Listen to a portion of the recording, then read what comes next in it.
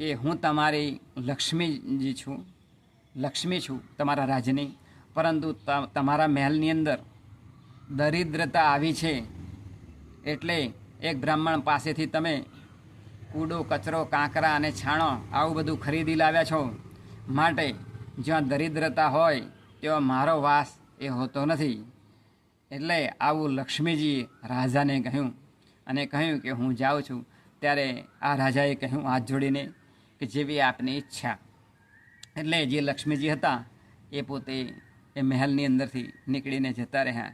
ત્યાર પછી એક સુંદર પુરુષ એ જતો હતો. એટલે રાજાએ પૂછ્યું કે આપ કોણ છો? ત્યારે એ માણસે કહ્યું કે હું દાન છું. જ્યાં લક્ષ્મીજીનો વાસ ના હોય તો મારું દાન કેવી રીતે કોઈ કરી શકે?